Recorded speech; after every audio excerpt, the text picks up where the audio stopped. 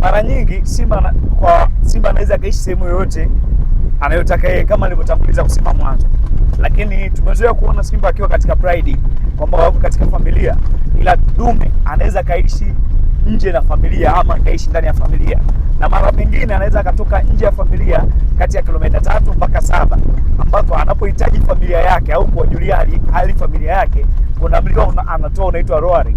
Ile roaring anapokuwa anaitoa ama anapokuwa ana roll ama kunguruma, tunasema kwa Kiswahili kunguruma, anaponguruma basi kuna ashiria vitu vingi.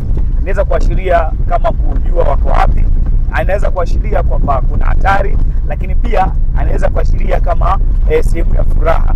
Na huo mlio anapokuwa anautoa pindi binadamu anapokuwa yupo karibu, kama simba yule amekasirika, basi masikio yako yanaweza kaziba kabisa, yaani usisikie.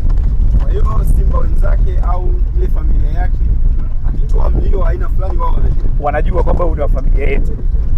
Ni kama binadamu kwamba mimi nina sauti yangu, kuona sauti yako, na kila mmoja na sauti yake, na ndio jinsi ilivyo kwa wanyama. Na kila kiumbe naye kila kiumbe anaishi hifadhini naye anakuwa na familia yake, kuanzia simba, nyumbu na wanyama wote nao wanakuwa na familia zao. Unaweza kukuta wengi lakini wamedivide katika familia, na pia ndio jinsi ilivyo kwa simba kwamba unakuta kuna muda wanakuwa wengi na kuna muda wanaweza kuwa wachache, na kama nilivyosema mwanzo kwamba dume anaweza kamilisha majike 2, 4, 6 mpaka 8, ila isipokuwa anaweza kukaa na jike mmoja karibu, ama asikae nao wote kwa pamoja, yeye akakaa sehemu anayotaka yeye mwenyewe. Ila isipokuwa wakati ule unapofika wa harusi. Ile harusi, tunasema harusi ni ile kitendo cha dume na jike kujamiana, huwa wana uwezo kusafiri kilomita 2, 7 mpaka 10 kwa ajili ya kutafuta sehemu nzuri kwa ajili ya kufanyia harusi.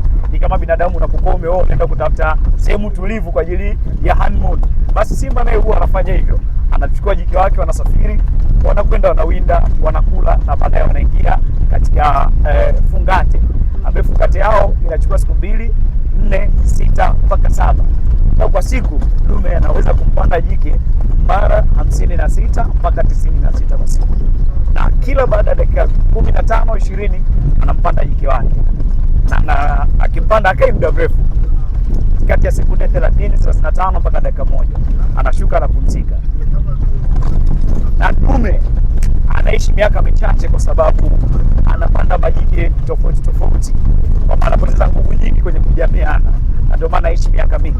Anaishi kati ya miaka 8, 10, 13, 15. Na wengine ukiachana na swala hilo la kujamiana, huwa na sacrifice maisha yao kwa sababu ya kugombea majike, na wengine wana sacrifice maisha kwa sababu ya kulinda zile familia zao.